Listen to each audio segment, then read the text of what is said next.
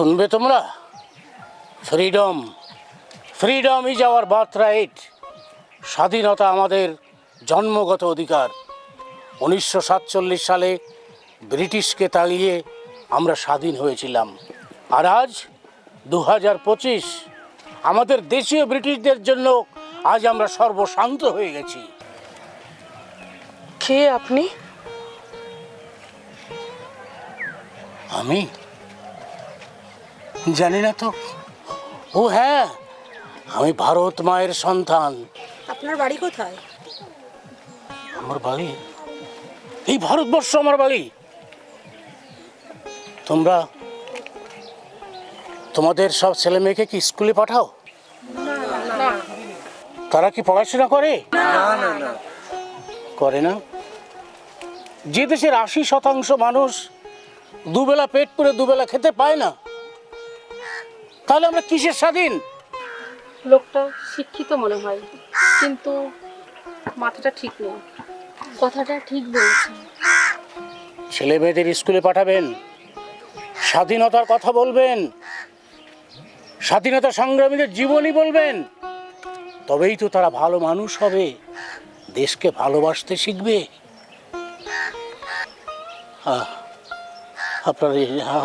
আপনারা যান, আমি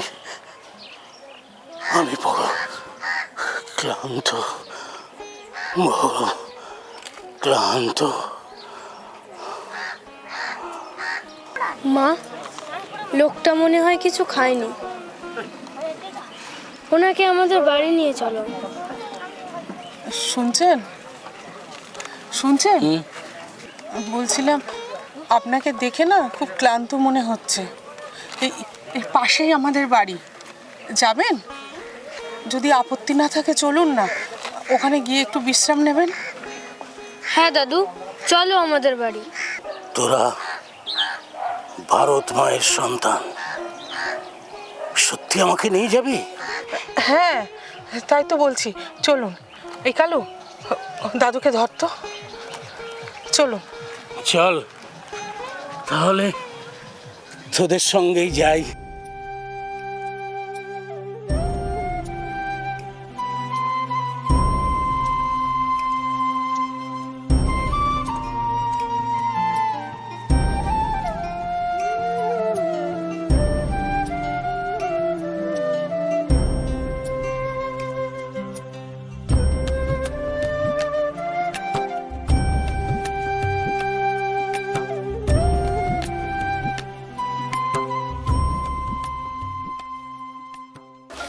আসুন। শিখা, শিখা, একটু বাইরে আয় না মা। কি বলছো মা?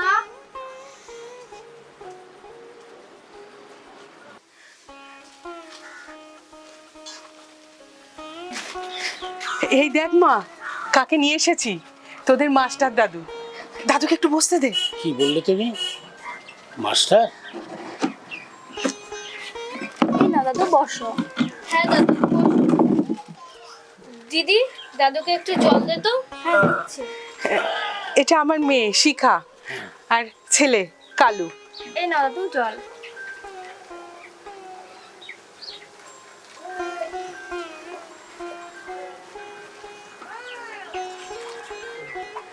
এবার বলো তো দাদু, তোমরা দুজনে কে কোন ক্লাসে পড়ো? ওরা তো স্কুলে যায় না, দুবেলা ঠিক মতো খাবারই জোটে না, আবার পড়াশোনা। এটাই তো আমাদের দেশের কলঙ্ক, বাস্তব ইতিহাস। এই অন্ধকার থেকে আমাদের যেমন করে লোক বেরোতে হবে। মা, আমি রান্না করে রেখেছি, তোমরা স্নান সেরে এসো, খাবে। দাদু, একটু আমার কাছাকাছি এসো তো। লজ্জা পাওয়ার কিছু নেই, আজ থেকে আমি নিজে তোমাদের পড়াবো। কি পড়বে তো? ইচ্ছে তো করে, কিন্তু ও ও ও তো আমার সাথে প্রতিদিন কাজে যায়, আর শিখা বাড়ি বসে ঠোঙা বানায়। কাজ না করলে? কাজও করবে, আবার পড়াশোনাও করবে। আমি সব ব্যবস্থা করে দেবো। আচ্ছা ঠিক আছে, এখন স্নান সেরে একটু কিছু মুখে দিন, এসব কথা পরেও ভাবা যাবে। চলুন। চল দাদু, আমরা স্নানটা সেরে আসি। চল।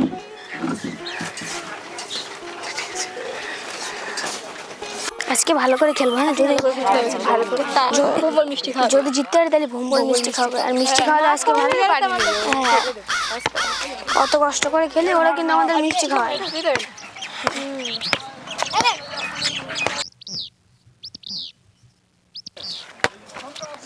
আজকে জিততেই হবে কিন্তু। শোন, আজ যদি তোরা জিততে পারিস তাহলে তোদের সবাইকে আমি পেট ভরে খাওয়াবো। সত্যি বলছিস? তোকে বিশ্বাস করা যায় না। নীলু ঠিক কথাই বলেছে, আগের দিনও জিতেছিলাম কিন্তু তুই খাওয়াসনি। বিশ্বাস কর, সেদিন টাকা ছিল না তাই খাওয়াতে পারিনি। আজও তো বলতে পারিস টাকা নেই, খাওয়াতে পারবো না। তোরা কি বলিস? ঠিক কথা, ঠিক কথা। সবাই চুপ কর। আমি একটা কথা বলি, তুই টাকাটা আমার কাছে দিয়ে রাখ, তাহলে তো কেউ অবিশ্বাস করবে না। কি বলিস তোরা? হ্যাঁ হ্যাঁ। ঠিক আছে, এই নে টাকা। এই দেখ, গাছের নিচে একটা লোক বসে আছে। দেখে মনে হচ্ছে লোকটা পাগল। সেই রকমই তো মনে হচ্ছে। মনে হবার কি আছে, ও তো পাগলই। চল একটু পিছনে লাগি। না না, সেটা ঠিক হবে না। ঠিক নয় মানে? চল গিয়ে মজা করি। চল। ইয়াহুরে! চল আজকে পাগলটা পিছনে লাগবো।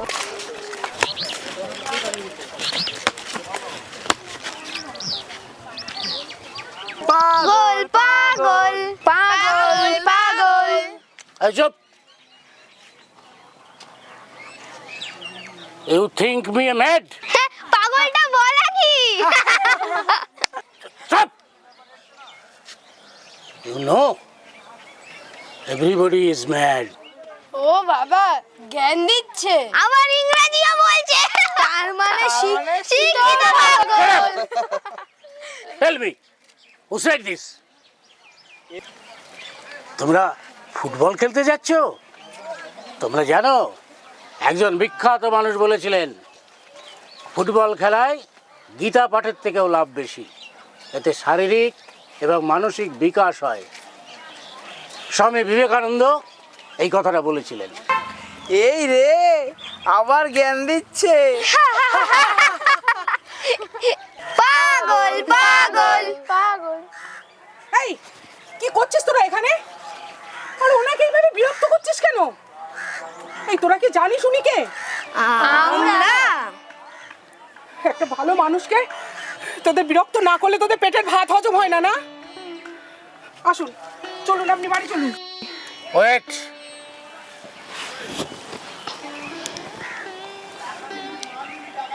Remember this. Play while you play. Read while you read. বুঝেছো? চুপ করুন। কাকে শোনাচ্ছেন ইঞ্জিনি? এরা ইঞ্জিনি জানে না, পড়াশুনো করেনি। আপনি বাড়ি চলুন। ডার্কনেস, অন্ধকার, এখানেও অন্ধকার। ওহ গড, এতগুলো ফুটন্ত সকাল, তারা অন্ধকারে ডুবে আছে। এই তোমরা না এদের বাড়িতে আসবে, আমি তোমাদের বর্ণ পরিচয় শেখাবো। অন্ধকার কেটে আবার নতুন সূর্য উঠবে। ঠিক আছে, ওরা যাবে। চলুন বাড়ি চলুন।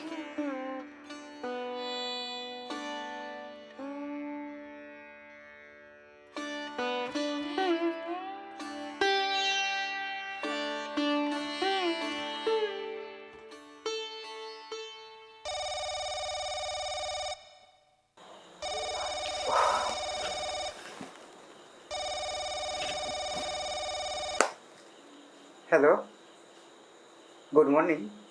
কে বলছেন? গুড মর্নিং স্যার, আমি রিপন। ও রিপন, তারপর বলো কেমন আছো? আমরা ভালো আছি স্যার। ট্রান্সফার হয়ে বাড়িতে আসার পর আপনাদের কথা খুব মিস করছি। বিশেষ করে আপনাকে আর অবনী স্যারকে তো। অবনী স্যার এখন কেমন আছেন স্যার? তোমাকে তো বলাই হয়নি। অবনীবাবু শুধু আমার সহকর্মী ছিলেন না, বিশেষ বন্ধু ছিলেন। তুমি তো না সব ঘটনাই জানো। অবসর গ্রহণের পর উনি খুব একাকী হয়ে পড়েছিলেন। সবসময় কেমন যেন মন মরা হয়ে থাকতেন। তারপর? তারপর খানিকটা মানসিক ভারসাম্যহীন হয়ে পড়েন। এই বছর দুয়েক আগে উনি কাউকে কিছু না জানিয়ে হঠাৎ নিরুদ্দেশ হয়ে গেলেন। থানা পুলিশ করে কোনো খোঁজ খবর পায়নি। কি বলছেন স্যার? ঠিকই বলছি রিপন, অনেক চেষ্টা করেও আমি কোনো খোঁজ খবর পাইনি। আমার মনে হয় স্যার আমি অবনী স্যারকে দেখেছি। সে কি কি বলছো তুমি? কোথায় দেখেছো? স্যার বকখালিতে দেখেছি। বাসে করে ফিরছিলাম, এমন সময় একটা বাস স্ট্যান্ডে বাসটা হঠাৎ থেমে গেল। বাইরে তাকিয়ে দেখি বেশ কিছু মানুষ দাঁড়িয়ে আছে, ভিড় করে চিৎকার করে কিছু সব বলছিল। সবাই শুনছে, চলন্ত বাস থেকে তো মানে দেখে মনে হলো একটা পাগল কিছু হয়তো বলছে। মুখটা দেখে অবনী স্যারের মতো মনে হলো। ওফ, তখন যদি জানতাম স্যার। তুমি তুমি সত্যি বলছো তো? তাহলে আমি যাব। আমি আগামীকাল সকালেই বকখালি যাব। তন্ন তন্ন করে আমি সমগ্র বকখালি খুঁজবো। যেমন করে হোক অবনীবাবুকে আমি খুঁজে বের করবই। কারণ আজকের সমাজে অবনীবাবুর মতো লোকেদের খুব প্রয়োজন।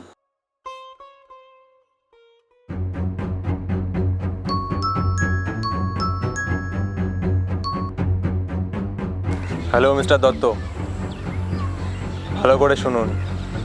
এসপি স্যারের নির্দেশ, আগামী 23 ও 26শে জানুয়ারি বাজার, বাস স্ট্যান্ড, শিক্ষা প্রতিষ্ঠান, পুলিশ স্টেশন সমস্ত জায়গায় কড়া নজরদারি রাখতে হবে।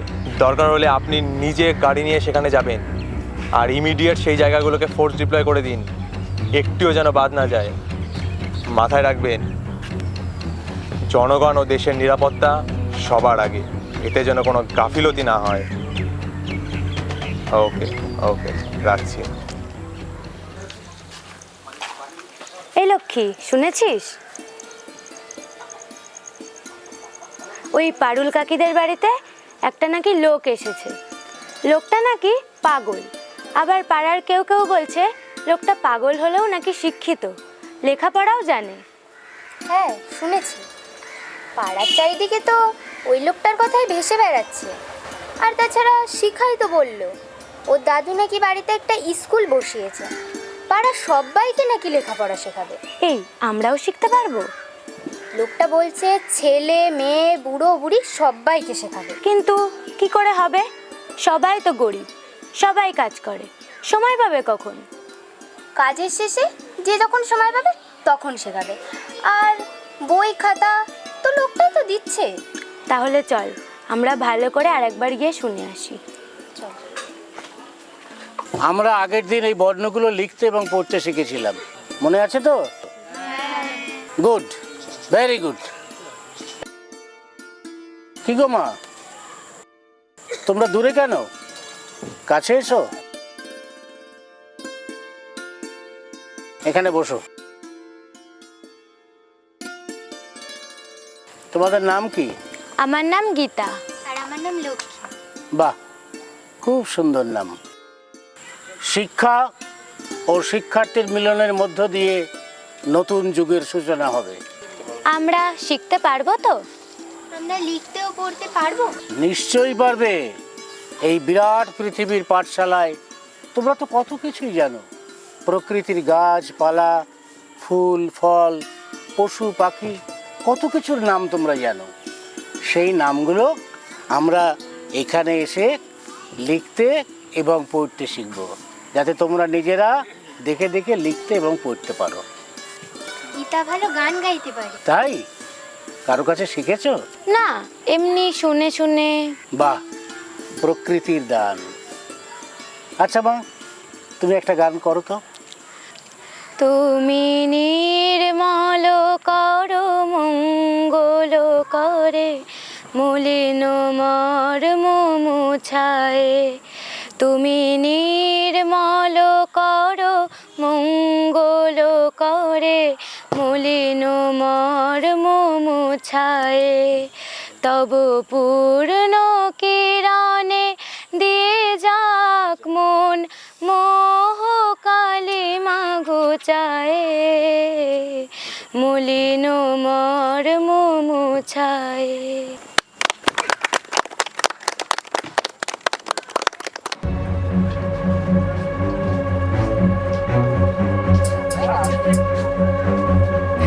দাদা শুনুন, দেখুন তো এনাকে কোথায় দেখেছেন কিনা? হ্যাঁ, এই তো সেই পাগল লোক রাস্তায় রাস্তায় ঘুরে বেড়ায়। আচ্ছা, উনি কোথায় থাকেন বলতে পারেন? ওই দিকে দেখুন না।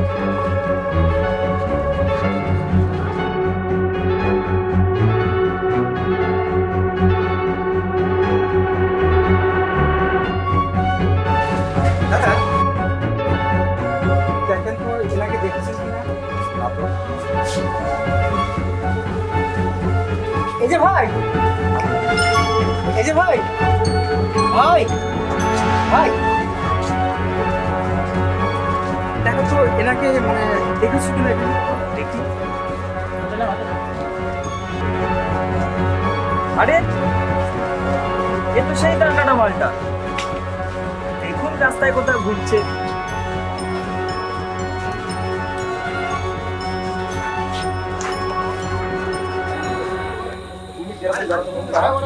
দেখ দেখ টাকাটা মালটা আসছে।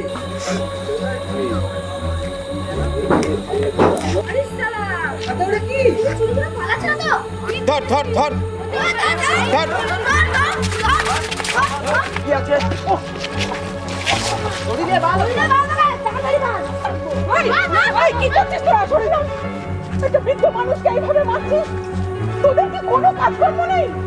ও একটা চোর, চুরি করে বাড়াচ্ছে। ভুল বলছো তুমি। ওনার আসল পরিচয়টা আগে জেনে নাও। অবনী বাবু একজন অবসরপ্রাপ্ত হাই স্কুলের প্রধান শিক্ষক। ওনার একমাত্র সন্তান ইন্ডিয়ান আর্মির কর্নেল উগ্রপন্থীদের গুলিতে মারা যান।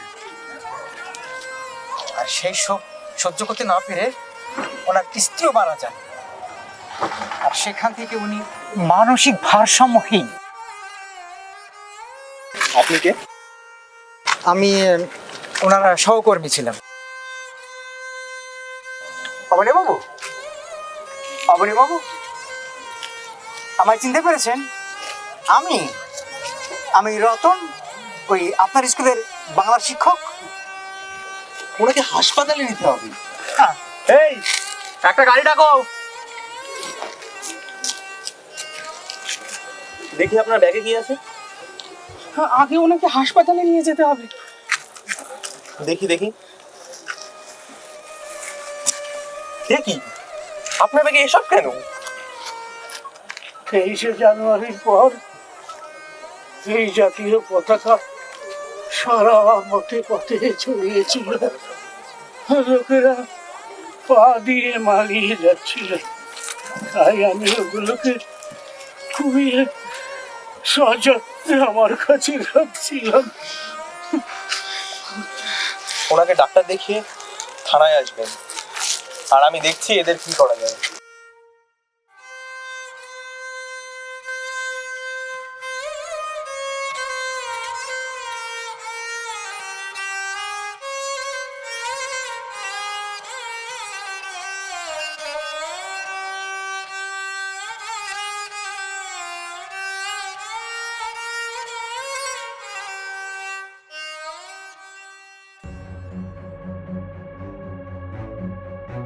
তোদের 4টেকে ধরেছি তো, আর একটা পালিয়ে বেড়াচ্ছে, তারও ব্যবস্থা করছি।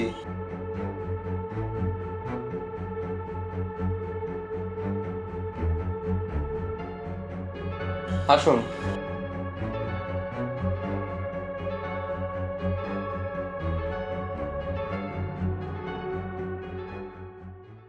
কেমন আছেন অবনীবাবু? ভালো। অবনী বাবু, আপনি আমার সঙ্গে বাড়ি ফিরে চলুন। না রতনবাবু, আমি আর ওই বাড়িতে ফিরে যাব না। যে বাড়িতে আমার স্ত্রী আর সন্তানের চিহ্ন সারা ঘরে ছড়িয়ে আছে, সেটা আমার পক্ষে সহ্য করা খুব কঠিন। তার থেকে অনেক ভালো এই নিরক্ষর অন্ধকারে ডুবে থাকা মানুষদের যদি একটু শিক্ষার আলো জ্বালাতে পারি, সেটা খুব মূল্যবান। আর তোমরা সবাই খুব বড় হিরো হয়ে গেছো না? কাল কোর্টে চালান করবো সব কটাকে, তখন বুঝবে কত ধানে কত চাল। অবনী বাবু, এফআইআরটা করুন। স্যার দেখবেন ওদের যেন কঠিন থেকে কঠিনতর শাস্তি হয় স্যার, একটা কেউ ছাড়বেন না স্যার। স্যার আমাদের ক্ষমা করে দিন স্যার, এমন ভুল আর জীবনে করবো না। স্যার আমাদের ভুল হয়ে গেছে স্যার, আমাদের ক্ষমা করে দিন স্যার। না স্যার, আমি এফআইআর করব না। আপনার কাছে আমার অনুরোধ, 26শে জানুয়ারি আপনি ওদেরকে আমার স্কুলে হাজির করবেন। আমি গ্রামবাসীর সামনে, সকলের সামনে নিজে হাতে ওদের শাস্তি দেবো। তাই হবে। তাহলে এখন আসুন।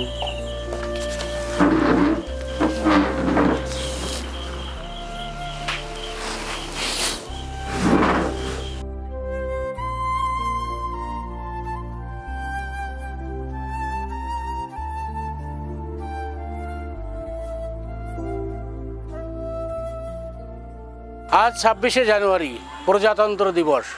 সারা ভারতবর্ষের মতো আমরা ওই দিনটিকে শ্রদ্ধার সঙ্গে পালন করছি। 1947 সালে স্বাধীনতা পাওয়ার পর আমাদের দেশ সুষ্ঠুভাবে পরিচালনা করার জন্য সংবিধান লেখার চেষ্টা করা হয়েছিল এবং 1950 সালের এই 26শে জানুয়ারি সেটা আমাদের দেশে প্রথম চালু হয় সরকারিভাবে, এবং সেই নিয়ম অনুযায়ী আমাদের দেশ পরিচালিত হচ্ছে। এটা শুধু প্রজাতন্ত্র দিবস এটা বললেই হবে না, এর পিছনে লক্ষ লক্ষ মানুষের রক্ত, তাদের শ্রম, জীবনদানের মধ্যে দিয়ে এই দিনটি আমরা পেয়েছিলাম। সেই সব বীর যোদ্ধাদের, স্বাধীনতা সংগ্রামীদের স্মৃতির উদ্দেশ্যে আমরা শ্রদ্ধা জ্ঞাপন করব এবং তারপরে আমরা আমাদের অনুষ্ঠান শেষ করব।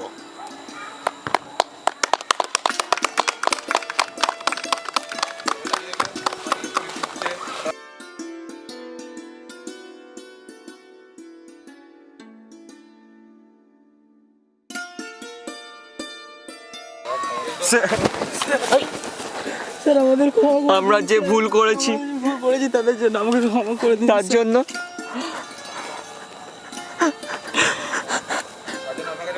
আপনার কাছে ক্ষমা চাইছি, ও গ্রামবাসীর কাছে আমরা ক্ষমা চাইছি। মাস্টার মশাইয়ের দেওয়া শাস্তি মাথা পেতে নিতে প্রস্তুত। হ্যাঁ, শাস্তি তোমাদের পেতেই হবে এবং এই সারা গ্রামবাসীর সামনে আমি সেই শাস্তি তোমাদেরকে দেব।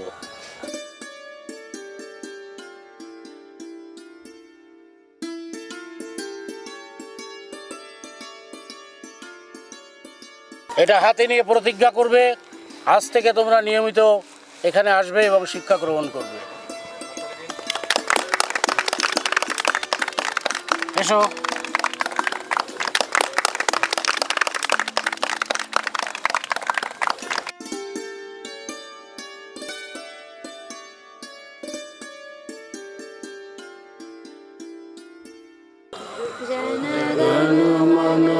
জনগণমনোধিনায়ক জয় হে ভারত ভাগ্য বিধাতা।